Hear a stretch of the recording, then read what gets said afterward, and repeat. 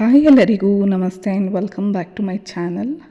After a long break ನಾನು video start ಮಾಡಿದ್ದೀನಿ and ರೆಗ್ಯುಲರಾಗಿ ವೀಡಿಯೋ ಮಾಡೋಣ ಅಂತ. ಸೊ ಇದು ಬಂದುಬಿಟ್ಟು 100 ಡೇಸ್ ಚಾಲೆಂಜ್ ಅಂತಲೇ ಹೇಳ್ಬೋದು. ನಾನು ರೆಗ್ಯುಲರಾಗಿ 100 ಡೇಸ್ ವೀಡಿಯೋಸ್ ಅಪ್ಲೋಡ್ ಮಾಡ್ತೀನಿ. ಹೋಪ್ ಇದು ನನಗೇನು ಸ್ವಲ್ಪ ಮೋಟಿವೇಶನ್ ಥರ. ಆ್ಯಂಡ್ ಎಸ್, ನೋಡ್ಬೋದು ಬೆಳಗ್ಗೆನೇ ವ್ಲಾಗ್ ಸ್ಟಾರ್ಟ್ ಮಾಡಿದ್ದೀನಿ.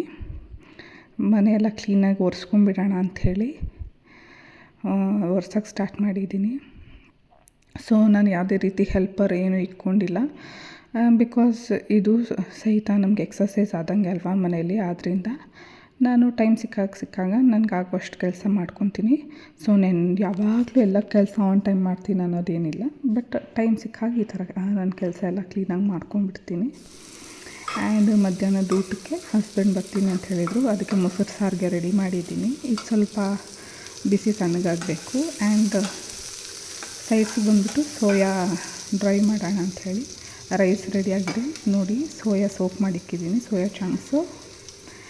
ಆ್ಯಂಡ್ ಇದು ಮನೆಯಲ್ಲೇ ಮಾಡಿರುವಂಥ ಮೊಸರು ಕ್ಲೀನಾಗಿ ಈ ಥರ ವಿಸ್ಕ್ ಮಾಡಿಕ್ಕಿದ್ದೀನಿ. ಇದು ಒಗ್ಗರಣೆ ಹಾಕ್ತಾಯಿದ್ದೀನಿ. ಈ ರೆಸಿಪಿ ನಾನು ನೆಕ್ಸ್ಟ್ ಅಪ್ಕಮಿಂಗ್ ವ್ಲಾಗ್ಸಲ್ಲಿ ನಿಮ್ಮ ಜೊತೆ ಶೇರ್ ಮಾಡ್ತೀನಿ, ಇಂಟ್ರೆಸ್ಟ್ ಇದ್ದಲ್ಲಿ. ತುಂಬಾ ಚೆನ್ನಾಗಿರುತ್ತೆ ಬೇಳೆ ಸಾರಿಗೆ, ರೈಸ್ಗೆ ಈ ಥರ ಸೈಡ್ಸ್ ತಿನ್ನೋಕ್ಕೆ. ಆ್ಯಂಡ್ ಹೈ ಇನ್ ಪ್ರೋಟೀನ್ ಅಂತಲೇ ಹೇಳ್ಬೋದು. ಇದು ಸ್ವಲ್ಪ ತಣ್ಣಗಾಗಲಿ ಅಂತ ಇಕ್ಕಿದ್ದೀನಿ. ಒಗ್ಗರಣೆ ಎಲ್ಲ ಹಾಕಾಯಿತು, ಜಸ್ಟ್ ಮಿಕ್ಸ್ ಮಾಡೋದಷ್ಟೇ. ನೋಡ್ಬೋದು ನನ್ನ ಲಂಚ್ ಪ್ಲೇಟ್ ಹೇಗಿದೆ ಅಂಥೇಳಿ.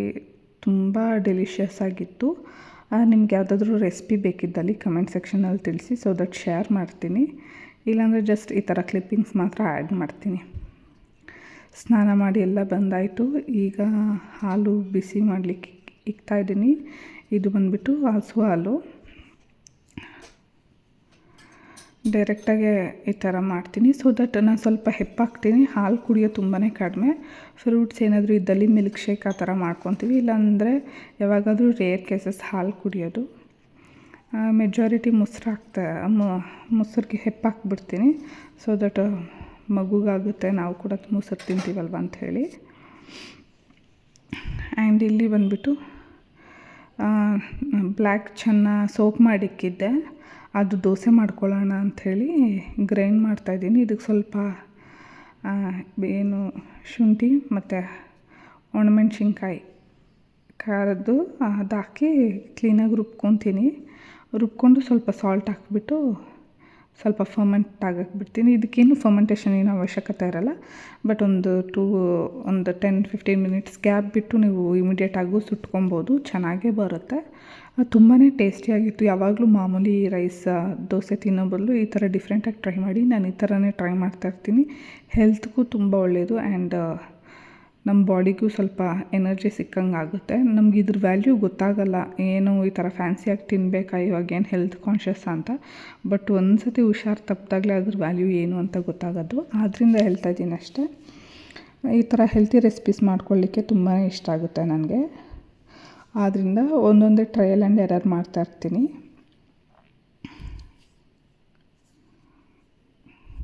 ನಾನು ಇದು ಇಮಿಡಿಯೇಟಾಗಿ ದೋಸೆ ಮಾಡ್ಕೊಳ್ಳಲ್ಲ, ನೆಕ್ಸ್ಟ್ ಡೇಗೆ ರುಬ್ಬಿಕ್ಬಿಡ್ತೀನಿ. ಬೆಳಗ್ಗೆ ರುಬ್ಬೋಕ್ಕಾಗಲ್ಲ ಅಂಥೇಳಿ ನೀವು ಇಮಿಡಿಯೇಟಾಗಿ ಸಹಿತ ಮಾಡ್ಕೊಬೋದು, ಚೆನ್ನಾಗೇ ಬರುತ್ತೆ, ಅದೇನೂ ಇದಿರಲ್ಲ.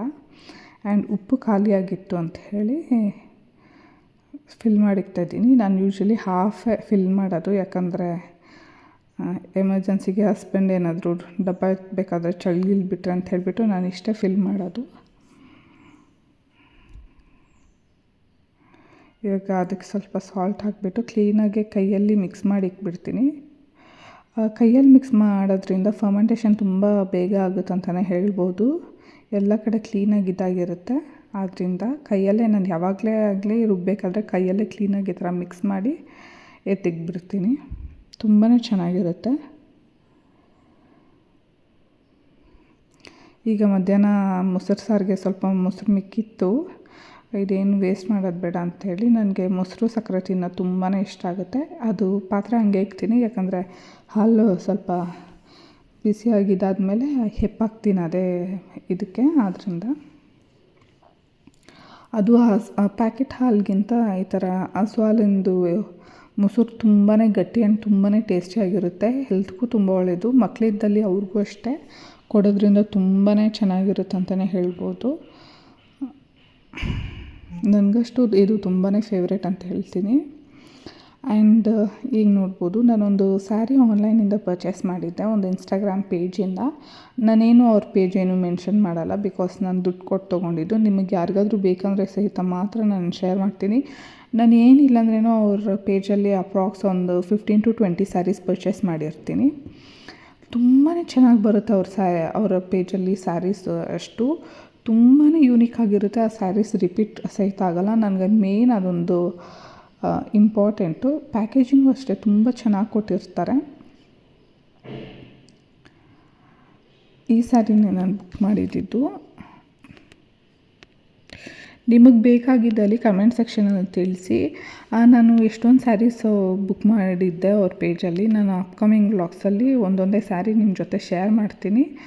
ಇದು ನೋಡ್ಬೋದು ಎಷ್ಟು ಕ್ಲೀನಾಗಿ ಪ್ಯಾಕಿಂಗ್ ಕೊಟ್ಟಿದ್ದಾರೆ ಅಂಥೇಳಿ. ಹಾಫ್ ವೈಟ್ಗೆ ಈ ಥರ floral. Very light weight and very easy to carry. ತುಂಬ ಎಲಿಗೆಂಟಾಗಿ ಇರುತ್ತೆ ಉಟ್ಕೊಂಡ್ರೆ. ನಾನು ಇದು ಸ್ಟಿಚಿಂಗ್ ಕೊಡ್ತಾಯಿದ್ದೆ, ಆದ್ದರಿಂದ ನಾನು ನಿಮ್ಮ ಹತ್ರ ಇಮಿಡಿಯೇಟ್ ಶೇರ್ ಮಾಡ್ತಾಯಿದ್ದೀನಿ. ಸ್ಟಿಚ್ಚಿಂಗಿಂದ ಬಂದಮೇಲೆ ಸಹಿತ ಶೇರ್ ಮಾಡ್ತೀನಿ ನನ್ನ ಬ್ಲೌಸ್ ಹೇಗೆ ಸ್ಟಿಚ್ ಮಾಡಿಸ್ದೆ ಅಂಥೇಳಿ. ನೋಡಿ, ಮೇಲೆ ಬಾಡಿ ಈ ಥರ ಪ್ಲೇನ್ ಬರುತ್ತೆ, ಅಪ್ಪರ್ ಬಾರ್ಡರು ಕೆಳಗಡೆ ಇದು ಫ್ಲೋರಲ್ ಬರುತ್ತೆ, ಈ ಥರ ಕಟ್ ವರ್ಕಲ್ಲಿ.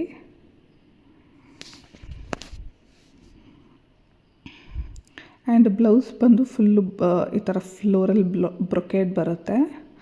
ತೋರಿಸ್ತೀನಿ ನಿಮಗೆ, ನೋಡ್ಬೋದು. ನನಗೆ ಸ್ಯಾರಿ ಬಿಚ್ಚೋಕ್ಕೆ ಸ್ವಲ್ಪ ಭಯ, ಫೋಲ್ಡ್ ಮಾಡ್ಲಿಕ್ಕೆ ಕಷ್ಟ ಅಂಥೇಳಿ ಅಷ್ಟೇ.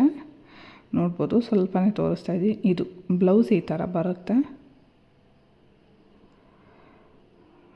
ತುಂಬಾ ಚೆನ್ನಾಗಿರುತ್ತೆ ಇದು ಉಟ್ಕೊಂಡಾಗ. ನಾನು ಅಪ್ಕಮಿಂಗ್ ವ್ಲಾಗ್ಸಲ್ಲಿ ನಿಮ್ಮ ಜೊತೆ ಕ್ಲೀನಾಗಿ ಶೇರ್ ಮಾಡ್ತೀನಿ. ನಾನು ಇದು ಯಾವ ಈವೆಂಟ್ಗೆ ಉಟ್ಕೊತೀನಿ.